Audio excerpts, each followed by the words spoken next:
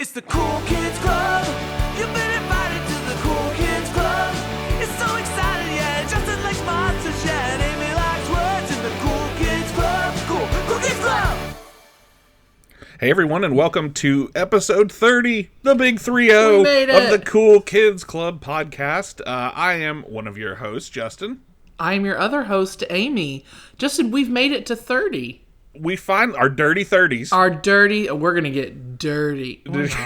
Like Christina, we're going to get Christina Aguilera in like 2003 or whenever that was. Yeah, dirty. with like 3 R's. Like 3 R's dirty. and a couple I's. Yeah. It's going to get dirty. No, it's not. We're going to be wearing our pants real low. Real low. Wait until you see my Maxim spread. Hey, we're not talking about Christina Aguilera, unfortunately. I'm sure there will be an episode about her at some point. Well, no doubt. What are we talking about today, though? Well, Snack Attack is back, so I hope that you're hungry. I hope you am. the gut. I'm ready. I'm ready to snack. Today we're talking about one of the more quintessential 80s and 90s dining out experiences. We're talking about Pizza Hut. Today on the show. But before we get into that, we have something special to bring our listeners. So if you listened to our last episode, and I hope that you did, we talked about Weird Al, who we adore, and had a lot of great feedback. Just sidebar, had a lot of great feedback on the episode. It warmed my heart seeing how much love other people also have for Al. Yeah, I said, it's like, who could not love Weird Al? Like, if you don't like Weird Al, there's quite clearly something wrong with you. Yes, sorry to interrupt. Go ahead. No, so we did an episode about Weird Al, and at the end of our episode, we talked about how Justin's wife April had the idea, and we kind of had the idea too late, of like, we should have our friend Brian, who of course wrote our earworm of a theme song, have him do a parody of the theme song. And we were like, oh man, we thought about it too late, all this stuff. Well, Brian listened to the episode because he's a great friend. And then the other day, he just texted us a parody of our theme song that he did indeed just sit down and write, because he's talented. Of course, my thought process was, and I think I even expressed this in the episode, well, I wish I'd had this idea more than like 2 days in advance, because I mean that's I can't really ask Brian to whip something up in 2 days. Yeah. It took him like an hour, I think. Yeah. We didn't know he was doing it. But he just decided to. We figured that even though this is not a Weird Al episode, and we didn't unfortunately get the parody theme song until the episode was already published. Right. But let's check it out now. Yeah. Let's do it. I feel like we need to let the people listen. Now, this is you want to tell them the story? Well, this is a this is obviously a parody of our theme song called "Bad Waiter at the Ghost Restaurant." Mm-hmm. So it's got a little story to it, I guess, even though it's about 3 lines. So let's take a listen. I want a hoagie sub, but with the mustard on my hoagie sub. And also chips, please. You brought me a salad. Oh, wait, are you a ghost? It's a haunted pub. Good tonight. I like the inclusion of the accordion.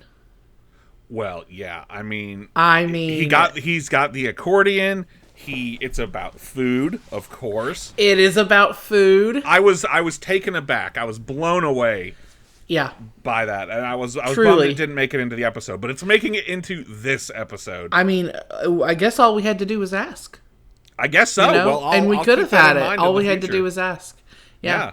We're gonna have enough. Enough different versions of our song at this point to put out like an album on Spotify. Yeah. At the rate we're going, maybe like a cassette. A cassette. Yes. I think the people would like our hymns about Batman the Animated Series.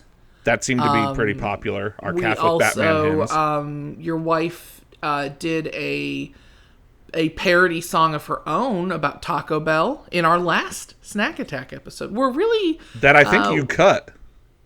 I did. It came after the outro song. So if you haven't heard that and you maybe turned the episode off too soon, go back to our Snack Attack Fast Food Favorites episode. I don't remember what we did as the outro song. Little Easter egg. It was probably Enya or I think it was that End of Innocence song. It was probably End of Innocence, yeah. Yeah. And just as that ends, we go into April's fast food parody song. So yeah, we're collecting a bit of a little group of songs here. Yeah. So if you would buy a Cool Kids Club cassette that is probably going to be total like six minutes tracks. long. Yeah, it's about 2 minutes. Totaling about 2 minutes. All the theme songs are like about 10 seconds. So yeah. So if that's something you're interested in, let us know. Please let us know. So thank you, Brian. You are so much, a genius. We love you so much, and we're very thankful to have you and all of your creativity working here for the Cool Kids Club. So we really love that. But we're not talking about Weird Al today. We have moved on. We are talking about pizza, and but we're still talking about food, which is very Weird Al thing.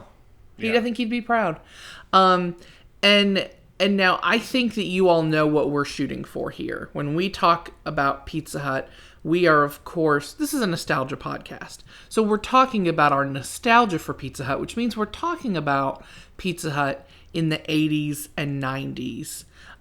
Pizza Hut now, which we'll talk about towards the end of the episode, is nothing like the Pizza Hut of our childhood. The Pizza Hut of yore. Yes.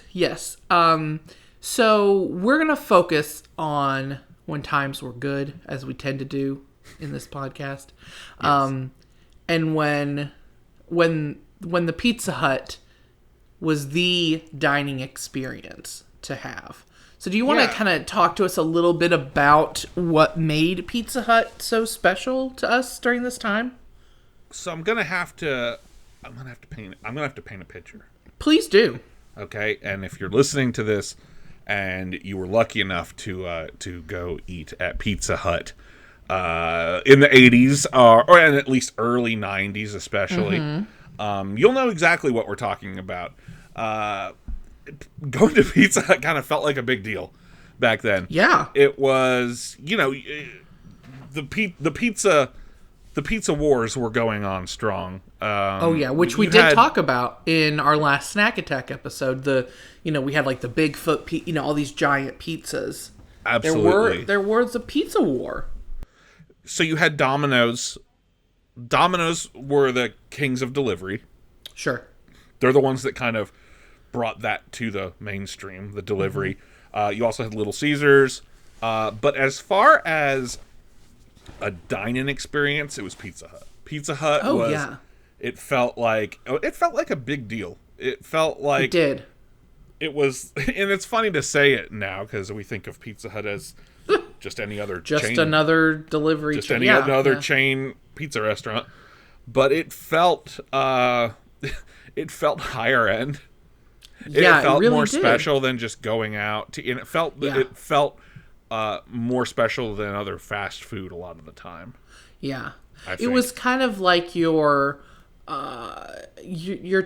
typical kind of like Italian restaurant, and we'll talk about the aesthetic and the decor here in a minute, but also had like toys and stuff, so catered to kids a bit more.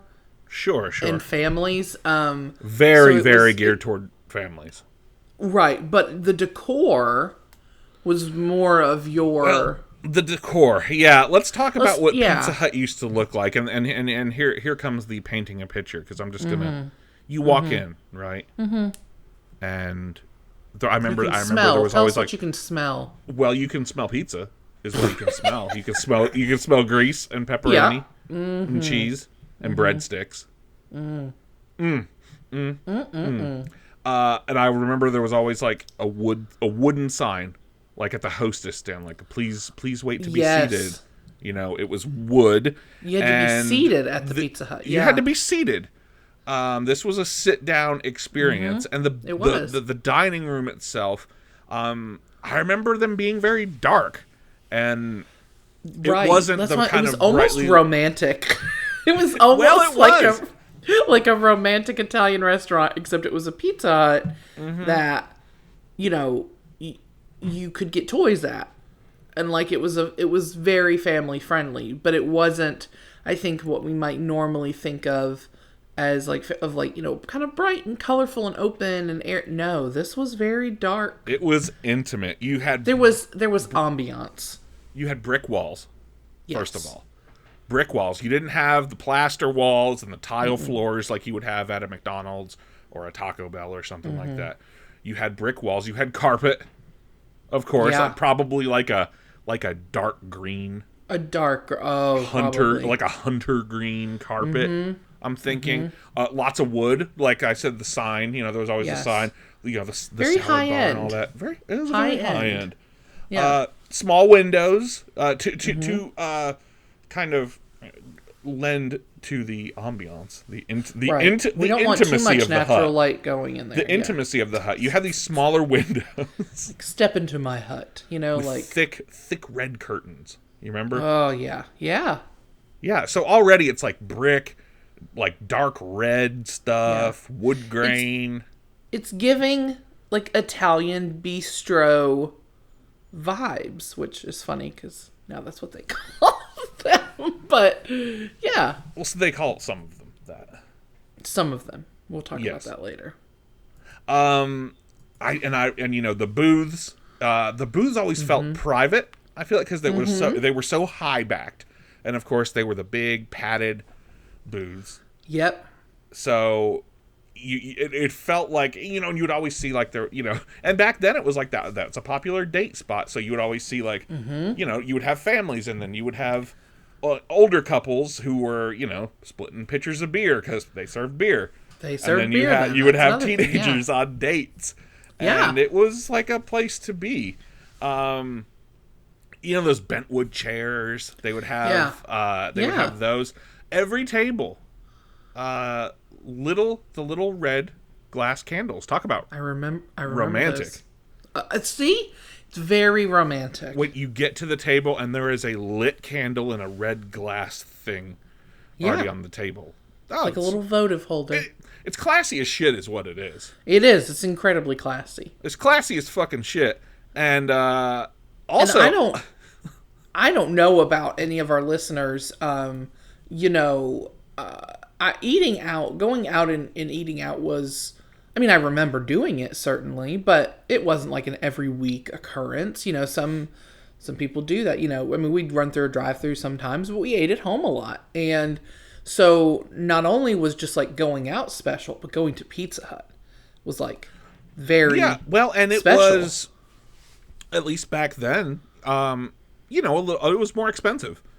It was. Especially if you were going out for a family. So I think for a lot of people, ourselves included, it wasn't a place you went all the time. Right. Because it could get real expensive for a, you know, family of four. And we would go a lot, and don't worry, we're going to talk in depth about it. We would go a lot when Justin and I had gotten our free pan pizzas from the Book It program. Don't you worry. You're getting ahead. You're getting ahead. I know I'm getting ahead. I'm teasing. I'm just teasing. Set some more of the stage for us here. So we've got low lights, we've got brick walls and red curtains, cloth napkins. Ooh. I mean, it felt like a fancy Italian restaurant. Yes. But it was a Pizza Hut, and you know, you had like you did have them catering to kids with the toys. There was a jukebox. There was always a jukebox in the Pizza Hut, so you know, people could go up and choose their music and that sort of thing, and it kind of lent to that like retro vibe. Well, and it was always the kind of music that makes me think of the Pizza Hut jukebox or you know, it seemed like it was always playing Rod Stewart. It's like dad rock. Or the Eagles. Very dad rock. Phil Collins. Maybe Bob Seger. I'm not besmirching any of these artists. But, no, love them all. But you know, there's always Bob Seger on there. Yeah, always Bob Seger. They also had arcades in some of the Pizza Huts. like almost like the tiny little rooms, like kind of off of the dining area. There would they would have sometimes some had stand-up arcades, like a separate room, but I don't really ever recall going to one of those personally. Now, maybe I did and I just don't remember, but what I remember are the sit-down, the tabletop arcade machines that are designed for two people. You know the ones I'm talking about. The ones they also had at our orthodontist office. Do you remember that? Yeah. And every single time they had like Galaga and Pac-Man at our orthodontist, I remember. Yeah, it was always something. It was Mrs. Pac-Man or Galaga or Frogger, Rampage, Asteroids, games like that. Yes. So you would go and you'd be seated and you'd get your drinks or whatever, and then you'd hit the games. Right? Yeah. You and your sibling or whatever pizza. would hit the games. Yeah, Mom Your and Dad are going to parents order the pizza. We don't need to be here for this. No. Or you're going to hit up the salad bar, which we'll talk about in a minute. You're going to come back and there's going to be breadsticks on the table. Because they brought them before it's like an Olive Garden. Yes. But moodier. Now, I feel like we skipped over a couple things with the decor that are just key to understanding the vibe that Pizza Hut was going for. Take us back then. At this time. Take you back. I'm gonna take you literally, like back to 1988. I wish I could. I know. I wish I could. Do you remember the red and white checker tablecloths? Of course I do. They were always just a little sticky. Just a little sticky. Any tablecloth like that, just to me, I'm like, it's always a little sticky. Always a little sticky. Yeah. They also got those stained glass light shades on every table. The lights hanging above the tables. Can we talk about them? Can we talk about stained, beautiful, stained round, circular? Did they all say Pizza Hut? They had Pizza Hut around them. It was okay, that's what I Pizza thought. Hut logo, and they were red and black and white, so the Pizza Hut colors. Or no, there wasn't green. Yeah. And they were wonderful, and they would have they always had the like I said before, they had always had like low wattage bulbs and shit. Yeah, like, the lighting was it was dim, it was intimate. Yeah, and you had friggin' stained glass above you. Like, I mean, come on, again, very fancy. Very fancy. When you think about that, because it's just so weird, because you think of Pizza Hut now. I mean, and we'll get into us trying to go to a Pizza Hut, which didn't work out. But nowadays, I mean, I don't see Pizza Hut as a dine-in experience at all. Pizza Hut's just another delivery chain. I mean, and several Pizza Huts don't have dining rooms. Yeah, a lot of them don't. And so, like we said, this was something different entirely, and it was elevated, I think is the word I'm looking for. It was elevated dining. Elevated dining. I like that. Yeah. I mean, a stained glass light shade. Right. Like, come on. So going back to the painting of the pizza picture that we're doing here. Pizza picture? The pizza picture. Paint us a pizza picture, Justin. The pizza picture, brick walls, red, stained glass, carpet. It's a vibe. Low lighting. It's a vibe. You come in and the hostess takes you to your table and they take your drink orders and your soda, which... Can we talk about the drinks? Well, the drinks themselves was just soda, mainly. Sure. The typical drinks that any restaurant would have, but it was the cups. It was the cups. Correct. The cup, the big, hard plastic, red, like glazed cups. Yeah. Oh, man. Everything tasted better out of that cup with crushed ice. Yep, still Like, does. I don't know, when I think about, and it's probably just looking at it through rose-colored glasses, but like, I feel like soda just tasted better. It was fizzier. It was bubblier. It does. It was sweeter. It just does. I mean, it's like, McDonald's Coke is better. There's proof of that. There are just some truths in the world. They're just some universal truths. And here's another big one better. is that, like, let's say you went and you ordered Coke, they would bring an entire pitcher of whatever it was you were drinking to the table. That's right. So a whole pitcher of Coke. to Holy refill shit. your big red And just cup. put a big straw in it. Yeah, those red cups, and there are still, of course, some pizza places still do a big red cup. We just went to a pizza place the other day that did a big red cup. Yeah, but it's not the same. It's not the same because it's not Pizza Hut. And it's the combo of the big red cup and the crushed ice. Crushed ice is the best ice. Yes. Yeah. In my opinion. And yeah, it just... So I you want go one in right now. and you order your big fizzy Coke in the red cup, and the waitress brings it, and the waiter and the waitress, the waiter or the waitress brings you the complimentary breadsticks, which is one of the things that they were more famous for back then, and they were legit breadsticks, right? They were. They weren't like pizza dough that was baked, or like cheese sticks where it's like cut. It's basically right. Like they were breadsticks. They were more like the Olive Garden breadsticks, but they were different. They were a little. I don't want to say they were harder because they weren't like little rocks or anything. They were good, but I guess maybe they were just a little toastier. Maybe they were so good. They were really good. The seasoning that would be on top of them. This whole podcast is just us salivating about. I know, just me making sounds. Speaking of something that I would probably appreciate more these days than I did back then would be the salad bar. Now you might want to hit up the salad bar. The salad bar always looked great. Yeah, it did. Always packed full of veggies, and I can recall. I feel like I recall getting a salad at Pizza Hut, but I cannot say for sure because I don't know. That doesn't seem like something I would have done. I mean, as a kid, yeah. I don't know. Yeah, that was now definitely as an adult. more of like I love mom a good and dad salad thing. bar. Oh God, yeah, I love a salad.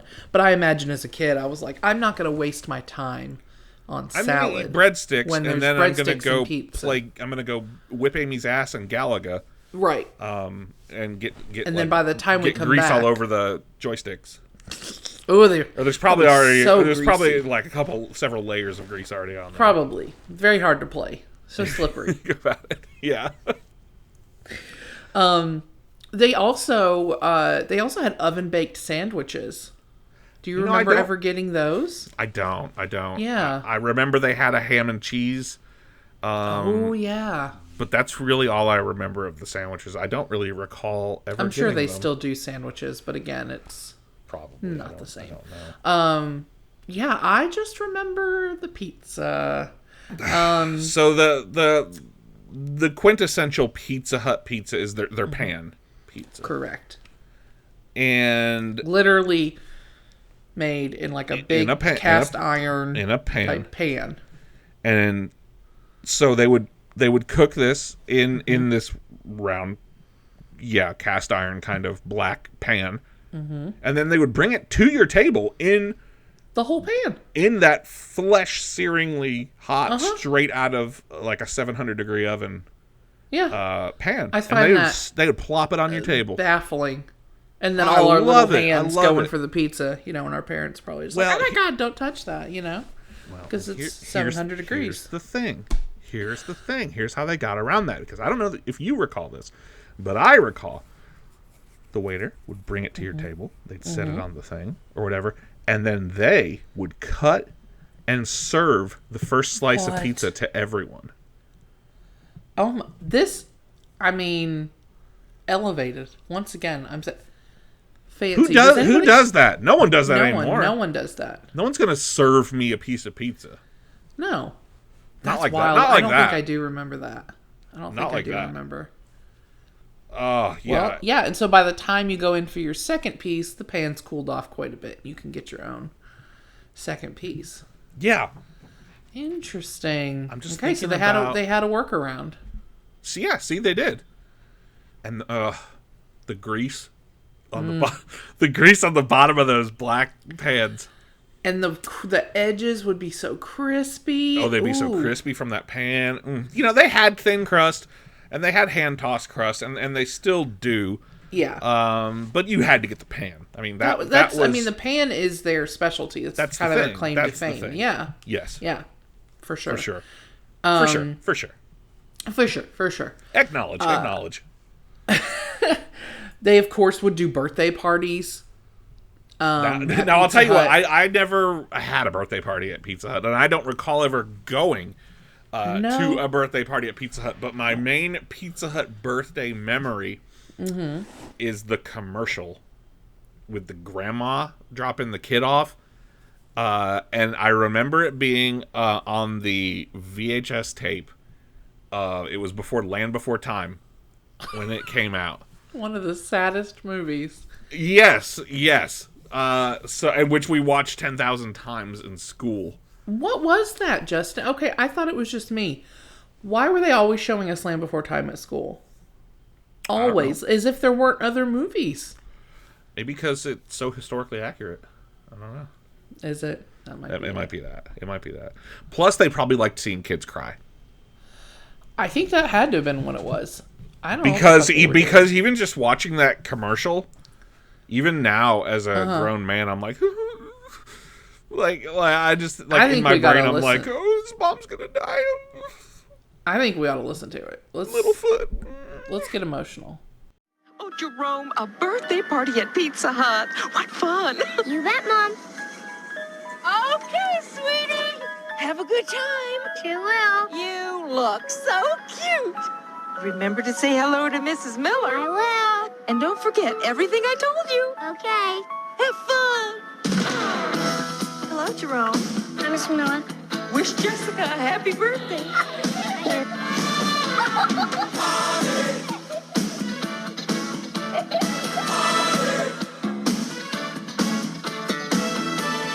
And remember, polite little boys always use their napkins. We're gonna party right now. Well, how do we chew? With our mouths closed. We're gonna party Don't forget to share. Share. Use your silverware. And sweetie, I don't care what the other little boys do. You keep your elbows off the table. And Jerome, please Goodbye, Jerome. be nice to the little girls. Honey, did you have a good time? I did everything you said. I was even nice to a girl. Oh, my little angel. Yeah.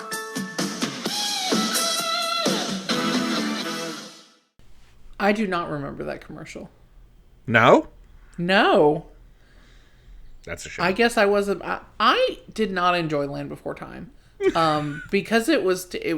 I was a very sensitive. person. You've blocked all those. I all have those blocked memories. it. I have. Well, that's Probably a shame.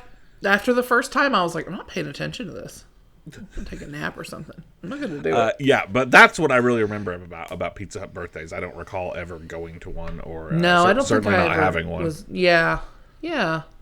Well, I think that talking about the birthday parties kind of leads us into the next couple topics that we're going to talk about regarding Pizza Hut in its prime. I want you to. I'm gonna sit back. I'm gonna hang out, and I want you to take the lead because this aspect of this episode is what you're the most pumped to talk about. So I am. take it away. Obviously, we're going to talk about the Book It program. Children who love to read can grow to new heights, expand their knowledge by discovering new worlds, stretch their imagination by reaching for the stars.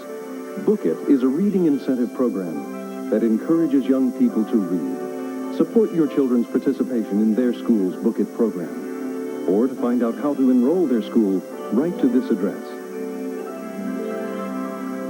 When your child loves to read, almost anything can happen. Oh, sure. Which I would say, yeah, this is something that I'm very excited about, but it is something we both took part in.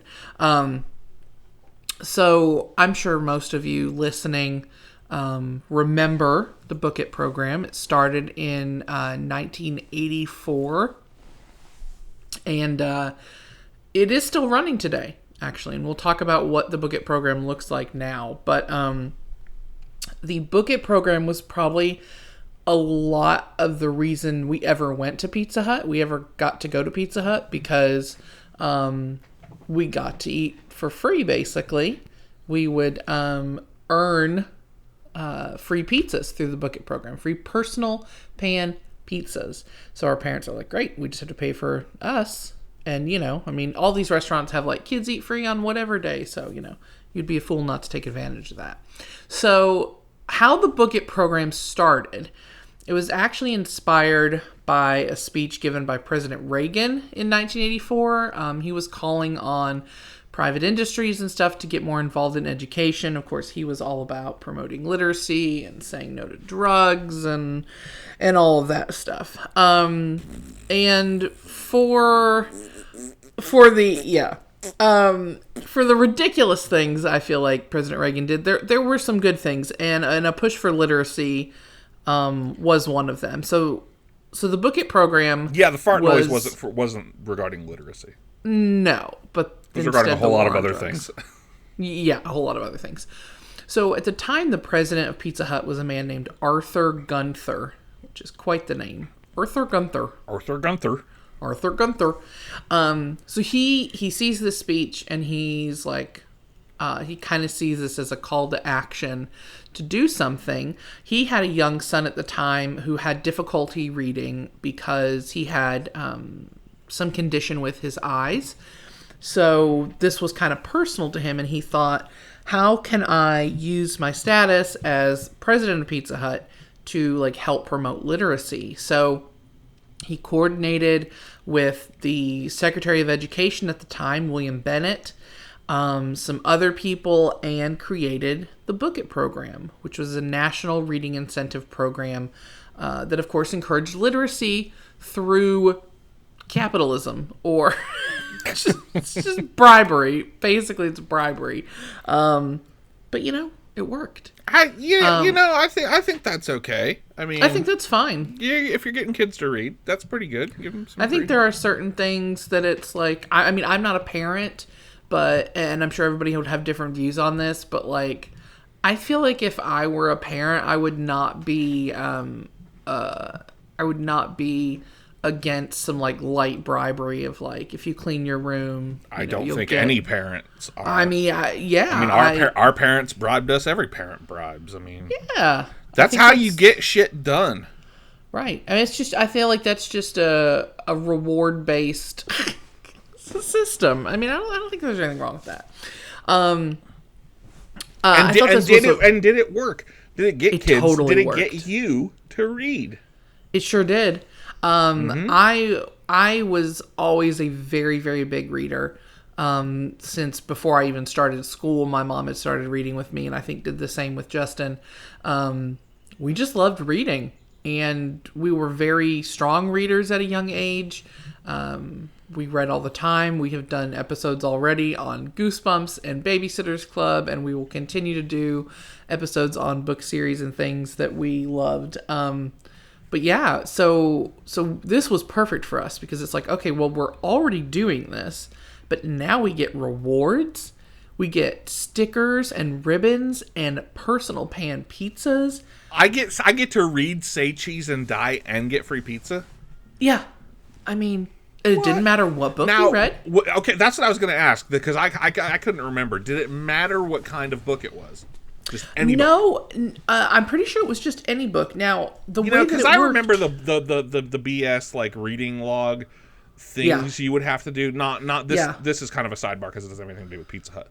Mm-hmm. But they would all have to be like, it has to be on the Newbery award-winning list or whatever. But this could be anything, right? No, you did keep. They did have like a paper. Would keep paper and pen.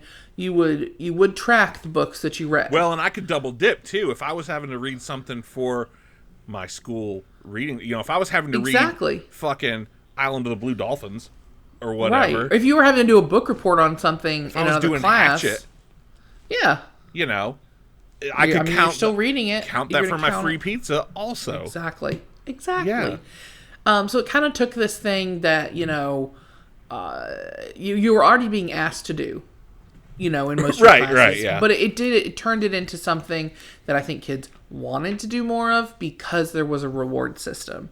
And so kids obviously would keep track of what they were reading, but, that could be really easy to just be like, oh yeah, I totally read these books. So what they did was, because this was all through the schools, the teachers set monthly goals for each student. And they would kind of also keep track of the progress. The students would have to report to them that they read these things, blah, blah, blah. They would keep track of the progress. And if you recall, those big buttons, those big oversized, the iconic Book It button, and you would get a tiny little gold star sticker. There were like little spots to put the stickers, and you would get one each time you finished a book. Mm-hmm. And was it when you got 5, you got a free pizza? Yeah, I think that's what it was. Like when you got 5, you got the free pizza. Let me ask. May I ask something here? Because you just brought up something that made me think that how teachers had to kind of verify this stuff. You think teachers got anything for free? Because they're having to do extra work. They should get free pizza. Well, if they're having to verify 30 kids, what they're reading, that's a lot of work, right? Well, the ultimate prize, I will say, was a pizza party for the whole class. Oh. So, if all of the students in a class met their goals 4 out of 5 months, then the whole class got a pizza party. So I imagine the teacher got that as a reward, but I don't think much else. So I don't think so. I think they were just doing it for the love of literacy. Yeah, you know? I've had some teachers like that. Yeah. They're always they actually love reading. Yeah, and it made me love reading. So this starts in 1984. After 11 months of being a program, 7 million students had signed up. Damn. I know. It's insane. So you got badges, stickers, ribbons, and then the coup d'etat, was the free personal pan pizza. And I just think the Mr. Gunther, Arthur Gunther, Mr. Arthur Gunther. In 1985, he was doing an interview with the LA Times, and this was, right after this was the boom, the beginning of the Book It program. And he said... The Book It boom? The book boom, yeah. He said, the Book It program is the most rewarding thing I have ever done in my life, and I am convinced it is the most important thing I have done in my working life. Wow. And I just thought that was really beautiful because, I'll talk here in a second about how, yes, it is a corporation who is...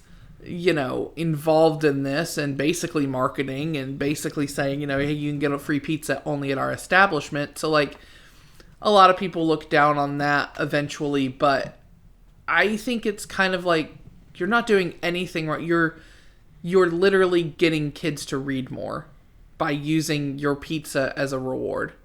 I feel like that's a win-win for everybody. Yeah, then they get more people in the door. They get more people in the door and kids are reading more. And we're still talking about it all these years later because it was so formative.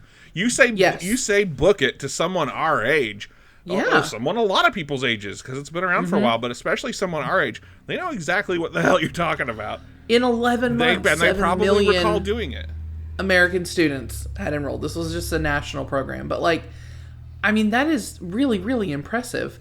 Do you think that this is why you still love to read so much? Amy reads. Thought about Amy that. reads. Amy has a YouTube channel just about books. Is this why you love to read so much? Was it Book It? Was it something else? Was it a combination of things? I think I already like to read, but I do feel like Book It made me read more. Mm-hmm. And made it like a fun, almost like a contest with yourself. Like, see how many you can read and how many, free personal pizzas you can earn and stuff like that. Do you think you'd read more even now if there was free pizza involved? Oh, 100%. Yeah. Yeah. But I just reward myself by buying more books now, and then taking a really long time to read them. And then just buying a pizza because you're you're an adult and you can buy pizza if you want to. I mean, I'd prefer it be free, but I will just go buy it. Yeah. Yeah. It's really cool because in 1989, they actually hosted a week-long reading event, and it still takes place today. It's called the National Young Readers Week, and they used like celebrity role models. I tried to find out who they used in like 89. I couldn't find any information anywhere. I do know that in more recent years, Justin Bieber has done it. Yes, he has. Yes. It's true. Yeah. I have nothing to add to that, but I... just that Justin Bieber just that he did it. He did. So they had like, celebrities kind of being like, involved in this and encouraging students to read.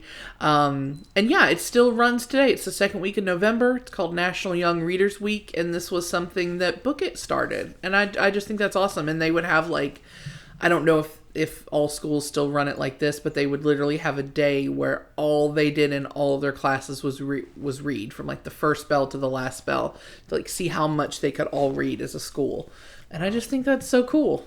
As a person who is obviously a huge reader, this is like very up my alley. Oh, sure. In the later 90s, which or is otherwise a time that, in my opinion, fucking rules. Now, are you more of a late 90s person or early 90s? Yes. See, I'm more of an early 90s person.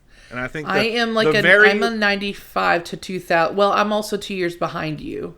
Yeah, we're not that far apart, only 2 years, but I feel like I really identify more with the early 90s, whereas you maybe identify more with the late 90s, or those were more golden years for you. Yeah, well, yeah, you figure I turned 8 in 95. So, yeah, like more mid to late 90s. Yeah. For me. So in the late 90s, though, there was sort of more of a push of like, kind of getting all this corporate branding out of schools, which I think is so interesting because you have this one president who's literally calling private industries to action to become involved in literacy. And then the next president is like, there's too much corporate branding in schools. Well, I don't think it had to do necessarily with the literacy part. But well, no, it did not have to do with literacy. It was part of a much bigger issue of there being like, of the marketing to children and how much that was happening and how, how influential, of course, that age range is. And everybody is trying, especially in the 90s, was trying to, market to the young. And so I tried to find out for sure. I don't think Book It ever totally went away. It just became something that was not nearly the scale that it was through the 80s and early and mid 90s. Because they do still do it. Well, I was gonna ask. You said that they still do it. Is it the same sort of format? Like you have the pin and the stickers and. It's not. No, you don't have a pin or stickers. It did run fairly normally, and then, of course, due to the pandemic, they switched everything to virtual, and it was actually, and I think they have kept it that way, just for like the ease of it, because you would have not just the teachers, but like parents were the ones who were kind of keeping track of their students' reading. Right. But you would go online and like put all your stuff in and you would earn free things that way. They also do something called Camp Book It that runs during the summer for us nerds who don't like go kayaking or go outside at all. But who go outside. Yeah. This is let's be real. Outside at all. Go touch some grass, Amy. Indoor kids. I don't like grass. I'm allergic to all of it and I don't like walking on it when it's wet. So I was in the Camp Book It. That would have been for me for sure. So they do Camp Book It. They still do it. You do something similar in the summer where you just stay inside and read books and don't ever go out. Mm-hmm. That's like a year-long thing for me. Yeah. Mm-hmm. Now I will go lay in my hammock that is outside and I will read in my hammock. Okay. Best of both worlds. Sure. I'm not a monster. I just don't like bugs or heat. And I don't think that's fine. I don't either. Yeah, same.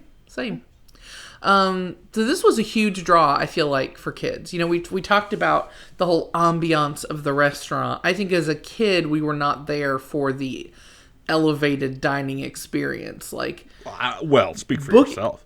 well, Book It got us in the door, though. I feel like Book It got our families to take us to Pizza Hut more often. Because we had Well, because it was cheaper. free pizzas. It was exactly. And I'm not just mean our parents, I mean everybody's parents. Like I said, like, you know, if you're a parent and you're not taking advantage of like kids eat free on Wednesday deals, like of course you are. Like, it makes it cheaper and easier for your family to go out. So Book It was doing that for us, you know? Sure. And I feel like I've talked too much. So we need No, absolutely not. We do want to talk. It's a podcast. We're supposed to talk. I know, but I feel like That's I all was it is, talking- actually, is us talking. That is true. Just the two of us. Let's talk about these toys, Justin. You want to talk about toys? I want to talk about toys.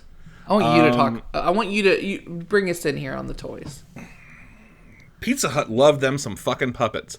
God damn, they Some love hand puppets? Oh, they loved them. they I don't had recall that anyone puppet else having game these on kind lock. of puppets.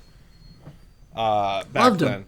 They're thick rubber, like you could kill someone with the right one. You Yeah. know, with a Magellan or something. With a big boy like that, yeah. Of course, going back to the Land Before Time. Yeah, There were Land they Before had a real Time tie-in puppets. with Those Land are the Before first Time. I recall from 1988. In the new movie, The Land Before Time, Littlefoot, Sarah, Ducky, and Spike share an incredible journey. Along the way, they become best friends. Now we'll always be together. And now these lovable characters can be your child's friends too. With a pizza from Pizza Hut, a Land Before Time dinosaur is only 99 cents. So come to Pizza Hut. Your friends are waiting. We'll always be together. Pizza I recall those very well. Yes. You also had, now these we certainly had, and you rebought them as an adult. I did. The Eureka's Castle puppets. Now at Pizza Hut, your kids can enjoy all the magic of Nickelodeon's Eureka's Castle puppets. I'm Eureka. I'm Batley. And there's Magellan, too. We're the hip-hop rockin' Eureka's Castle crew. There are 3 great puppets, and you can collect a different one every week. Eureka and Batley are 99 cents each, and Magellan's $1.49. We can sing, we can dance. We can do the funky strut. But the magic only starts. When we go to Pizza Hut. But you'd better hurry. Their magic won't be around for long. The Eureka's Castle puppets. You and Those I are the ones. were such big Eureka's Castle fans. Oh, big time. Big Eureka's Castle fan. You Yeah. had 3. You had Eureka, you had Batley, and you had Magellan. Magellan. Yep. 3 main characters. Yeah, and I recall that like they would have like one would always kind of be bigger. Like I can't remember which Land Before Time one was bigger, and they were a little more expensive. Yeah. But even like by today's prices, it was like $1 for And the then, regular like, ones, or like $2. $1.75 for the big one. Yeah. You know. They were very cheap. Very cheap, yeah. Yeah, so you would Beauty go and the in Beast, and- they also had some, didn't they? They did Beauty and the Beast ones, I know. Now, how do you not have those? I honestly had forgotten about them until we were doing research for this episode. Really? I had forgotten that they did them. Yeah, They also did Casper I was ones. gonna say Casper. I know. Now they were I glow in feel the like- dark. The ghosts. They were the ghosts, Yeah, right? they glowed were. in the dark. Yeah. How do we not yeah. have those? We can make them part of our Halloween decorations. Well, let's have our episodic all right, eBay break where Okay, we go guys. and Take to eBay. spend our hard-earned money on hand puppets from the 80s. Pizza Hut, Casper. Justin, you can buy the whole set for $40 Well, that's not that bad. and $10 shipping. So $50. So $50 for the whole set. You've got Casper, of course, and then you've got Stretch, Fatso, and Stinky. And Stinky? And Stinky. Fatso and Stinky? Yes. My God. All of them. My God. All the greats. Yeah. And also this picture I'm looking at, it's clearly like a toy like toy shop, like a and they like are putting them. And in the back of this picture on all the shelves I'm seeing lots of plush Garfields and Odies. Oh, Lord. May have to send me that eBay Lord. profile. Now, my big adult hands do not fit in the hand puppets anymore, but I do have the Eureka's Castle ones still. Well, I won't say I have them still. I'm super jealous. We had them as kids. Our parents got them for us as kids. And Mom talks about how, I don't remember this specifically, but she talks about how like, we had eaten and Dad went in to pay, or like stayed inside and paid, and we went out to the car. Oh, I remember and he this. got us the other ones. We had like one, I think, and he went in and like got us the other ones and surprised us.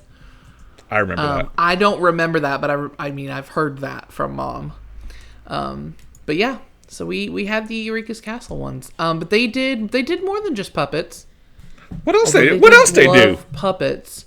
So in 1983, they had a set of Care Bears drinking glasses. Care Bear glasses from Pizza Hut. Jim's day started out bumpy, till Mom gave him grumpy. When Mom cuts my hair, I'm glad Cheer Bear's there. Hi, Cheer Bear. Now the Care Bears are dropping in at Pizza Hut on 4 glasses you can collect for your kids. Tenderheart and Grumpy Bear, Funshine and Cheer Bear. 2 glasses, just 99 cents each time you buy any Pizza Hut pizza. Just 99 cents for 2. One for me, one for you. Collect all 4 for your kids at Pizza Hut. Oh, no. Yeah, I mean, those are a little before my time, but I certainly remember. Oh, yeah. There were 6 total. I see these at antique stores a lot. Do you? Or I have, maybe not the full set. I have seen these at antique and thrift stores before And in the area. not purchased them? Well, I've really thought about it, but I feel like I'd be a poser because I wasn't into Care Bears because we did not have the Disney Channel. So I never got to watch you Care Bears. overthink these things. Well, it feels like, like if that had been, if they'd been Eureka's Castle. Stolen Valor. Yeah. Yeah. But they're so colorful and pretty, and it's just like, I should probably get those Care Bears glasses. I like all kinds of stuff that happened before I was born. In fact, most of the time, I prefer stuff that was made before I was born. No, it's not even that.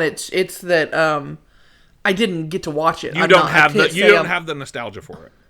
Right. I'm not a Care Bears fan because I didn't get to watch it. I get it. But I think they would make a good addition to your kind of retro toy kind of collection you got going on. I know. Oh, hell, I'd use them as real drinking glasses. Probably. Well, yeah. Just like I've got all the little Garfield juice glasses. Don't run them through the dishwasher. Nope. Those are hand wash only.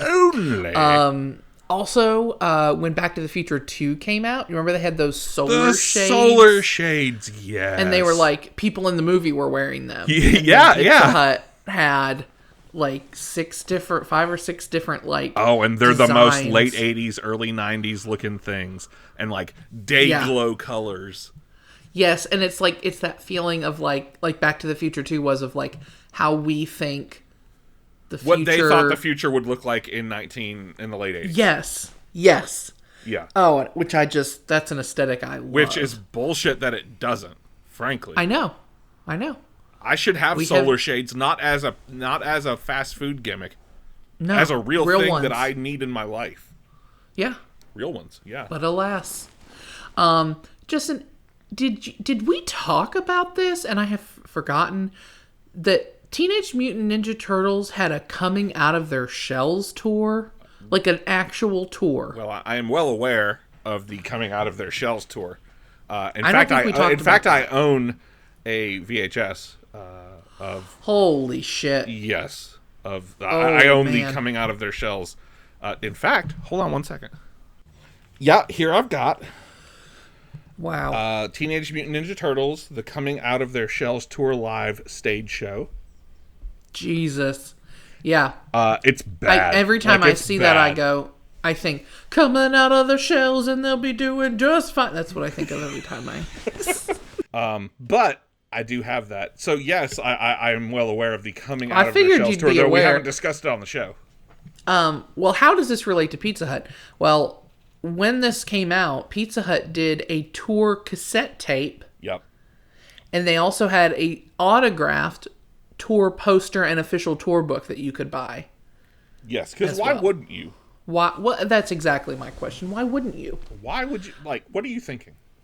Yeah. God, I might They watch also this. had- I might watch this today. I haven't seen it in years and years. Oh, and it's man. oh God, it's an hour and a half. No, I'm not going to watch it. I thought it was maybe like 45 minutes or something. That's too long. An hour and a half. No, That's too much. Not today. Not today. Now I recall the X-Men video pack. Okay, do you? Talking about cartoons. Oh, of yeah, course, the X-Men this is cartoon. X-Men cartoons. They had the video pack. And I recall those. Strange and powerful forces are attracting people to Pizza Hut. It's the Marvel Comics X-Men video with a mini comic book, pull-out poster, and trading card, all for only $4.99 with any pizza purchase. There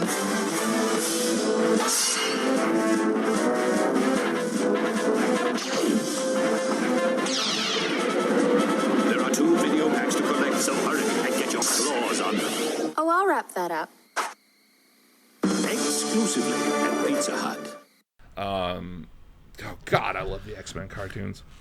Oh, yeah. I loved the X-Men cartoon as well. I don't think I remember this video pack. It was like a VHS, and then it had like little comics with it, right? Yes, yeah. I never had it. I never had any of them myself. I just recall the commercials. Yeah. Obviously I was very into the X-Men Yeah. cartoon. They as, also as did. we all should be. They had like a street ball, which was a basketball. I don't remember the street ball. You do or don't? I don't. I'm gonna Google. Pizza I mean, it's a basketball. It's what's that? Is it a basketball? Yeah, but they called it a street ball, which maybe is a little smaller than a regular basketball.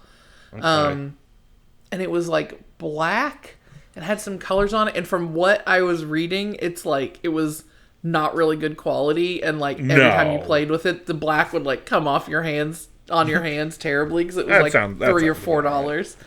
That sounds about right. Yeah. What is that brand that I feel like makes basketballs that starts with like an R?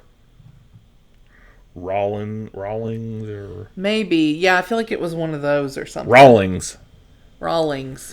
Yeah. Are you finding the street ball? Yes, I'm looking here. 1993 Final Four basketball Pizza Hut street ball. Yeah. NCAA Rawlings. Yeah. Here we go.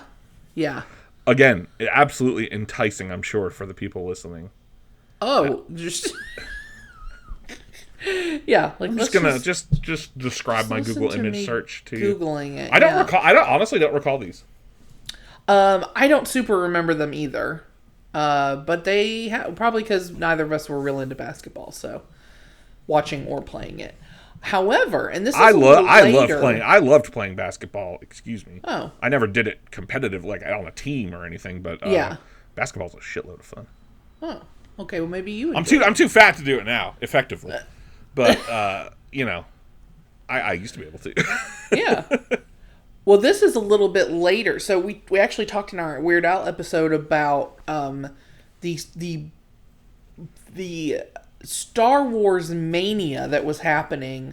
Yes. Was it 1999 when episode 1 came out? Mm-hmm. Okay.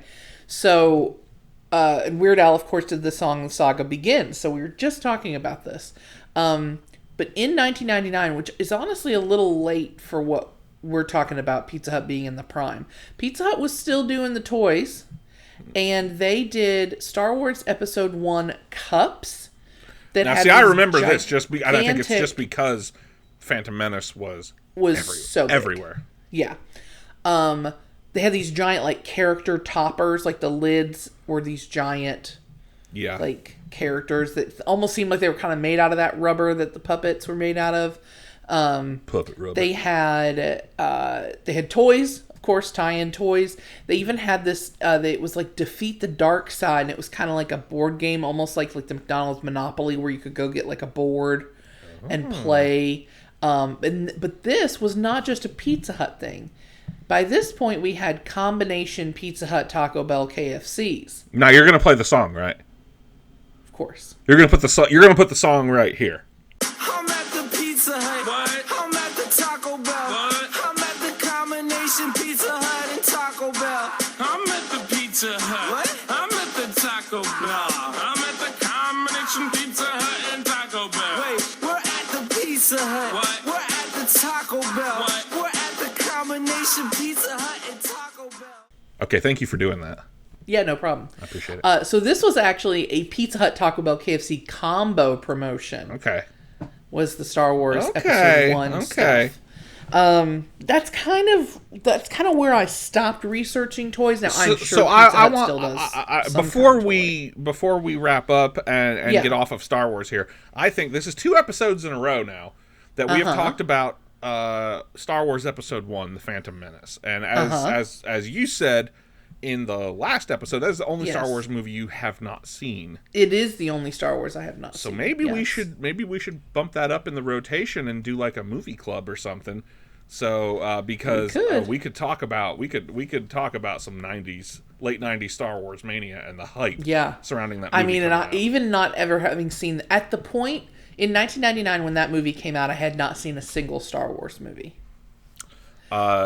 That's true for me too, actually. So for the most part, I did not see those until I was in high school, which was early 2000s. But we should probably do that soon, and then you and I can watch it, and then we could get a first timer's perspective, and then someone like me who's seen it a lot. So you got anything you want to plug? Do I? Well, do I? Not really. Since I have not been doing my YouTube channel, I do have a YouTube channel called Amy Reads. There is 5 years worth of content on there, but I have not posted in a few months, and I don't know what the future of that channel will be. If I will keep doing it like I did before. But yeah, and no real reason for that. Just kind of, got a lot of other stuff going on. Sure. But yeah, feel free to go and check that out.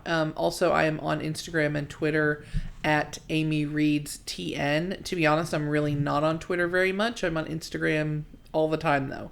I don't post a lot, but I'm always lurking. So yeah, you can connect with me on there. You can also, of course, follow us on Instagram and Twitter, Cool Kids Club Pod. Find us on Facebook by searching Cool Kids Club Podcast. And of course, you can find our podcast episodes wherever you found this episode. All your regular places. All the places. Yeah. Mm-hmm. Yeah. All the usual spots. Yeah. You can find me on Instagram, Twitter, at Lousy with Ghosts. You can check out Blue Bard Cage, which is a wrestling podcast I do that, while it has not been updated for a while, we're actually getting ready to have some new content starting in June. Yeah. We are going to be doing if you were a wrestling fan, we're going to be doing a series of the Road to Forbidden Door episodes, all leading up to several of us host that show going to the Forbidden Door event in Chicago next month. Yeah. So that's going to be fun, and then we're going to get into some more retro content, which is sort of our bread and butter. So please check out Blue Bard Cage. And actually, be looking for some retro wrestling content in the future of this podcast as well. Oh, it's almost summertime, and that means more wrestling on this podcast. We don't know why. It just feels right. It just feels right. Yes, we are going to have some wrestling content soon. So if you're, and it's going to be, that's going to be a lot. There will be more of Justin's impressions of wrestlers, which I know are really delightful to some people. I like how the implication is that not you, like to some people. That wasn't my implication. I guess some people like it. I don't know why. I guess Katie likes it. Katie does like it. No, I love it too. I am no good at impressions. I think I'm nervous about having to do impressions. Well, that's all right. I'll bear that load for our upcoming wrestling episode. That's not the next episode, but it will be soon. It will be soon. So if you're a fan of our past wrestling episodes, then yeah, that is coming up soon. We actually have a great slate of episodes. I mean, everything we have for the rest of the year. We were just going over kind of the schedule for the summer that we've sort of mapped out, and I'm excited about every single one of these. I'm excited to talk about them. We're gonna have some guests. We're going to have some new guests. We're going to have some returning guests that we've already had on the show. It's a very exciting time. It's going to be good. Let's get through these dog days of summer together. And before we go, of course, shout out to Brian Wakefield for all of our theme songs. So many theme songs. We have 4 theme songs at this point. Yeah, it's a lot.